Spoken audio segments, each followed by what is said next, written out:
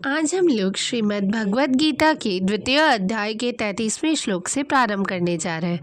पिछले वीडियोस में हमने 32वें श्लोक तक खत्म कर लिया था, जिसमें हम देख रहे थे कि श्री कृष्ण ने आत्मा के बारे में समझा दिया है और अब बता रहे हैं कि वो क्षत्रिय सुखी हैं जिनको युद्ध का अवसर अपने आप ही मिल जाता है और स्वर्गलोक का द्वार अपने आप ही खुल जाता है।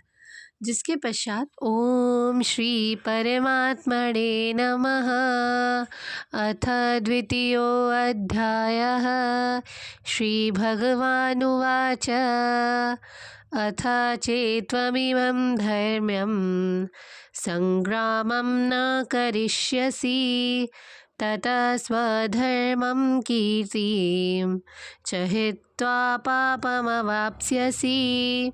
किंतु यदि तुम युद्ध करने के स्वधर्म को संपन्न नहीं करते तो तुम्हें निश्चित रूप से अपने कर्तव्य की उपेक्षा करने का पाप लगेगा और तुम योद्धा के रूप में भी अपना यश खो दोगे। अर्जुन बहुत विख्यात योद्धा थे जिन्होंने शिव जैसे अनेक शिव आदि देवताओं को भी युद्ध करके यश अर्जित किया था। शिकारी के वेश में शिवजी से युद्ध करके और उन्हें हराकर अर्जुन ने उन्हें प्रसन्न किया था और वर के रूप में उन्हें पशुपतास्त्र प्राप्त हुआ था। सभी लोग जानते थे कि वो एक महान योद्धा है। स्वयं द्रोणाचार्य ने भी इससे उन्हें आशीष दिया था कि एक विशेष अस्त्र प्रदान किया था जिससे वो अपने गुरु का भी वध कर सकते थे। इस प्रकार वो अपने धर्म पिता और स्वर्ग के राजा इंद्र समेत अनेक अधिकारियों से अनेक युद्धों के प्रमाण पत्र प्राप्त कर चुके थे।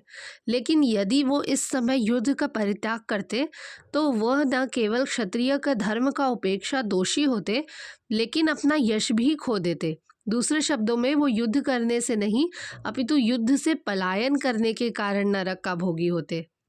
जिसके पश्चात अकीर्तिं चापि भूतानि कथयिष्यन्ति ते अव्ययाम् संभावितस्य च कीर्तिर्मरणादतिरिच्यते। लोग सदैव तुम्हारे अपयश का वर्णन करेंगे और सम्मानित व्यक्ति के लिए अपयश तो मृत्यु से भी बढ़कर है। अब अर्जुन के मित्र और गुरु के रूप में भगवान श्री कृष्ण अर्जुन को युद्ध से विमुख न होने का अंतिम निर्णय देते हैं और कहते हैं कि अगर तुम युद्ध प्रारंभ होने के पूर्व ही युद्ध भूमि छोड़ देते हो तो लोग तुम्हें कायर कहेंगे, और यदि तुम सोचते हो कि लोग गाली देते रहे किंतु तुम युद्ध भूमि से भागकर अपनी जान बचा लोगे तो मेरी सलाह है कि तुम्हें युद्ध में मर जाने का श्रेयस्कार है। तुम जैसे सम्माननीय व्यक्ति के लिए अपकीर्ति मृत्यु से भी बुरी है, इसलिए तुम्हें प्राण भय से भागना नहीं चाहिए। युद्ध में मर जाना ही श्रेयस्कार होगा। इससे तुम मेरी मित्रता का दुरुपयोग कर दे तथा समाज में अपनी प्रतिष्ठा खोने की अपयश से बच जाओगे।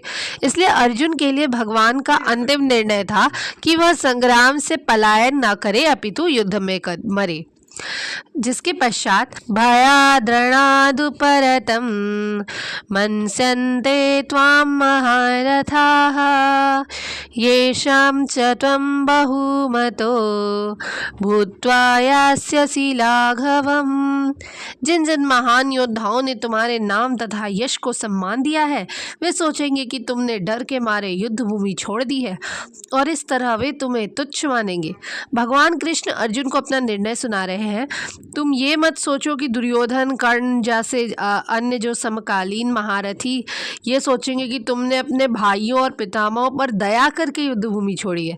वे तो यही सोचेंगे कि तुमने अपने प्राणों के भय से युद्ध भूमि छोड़ी है। इस प्रकार उनकी दृष्टि से तुम्हारे प्रति जो सम्मान है वो धूल में मिल जाएगा।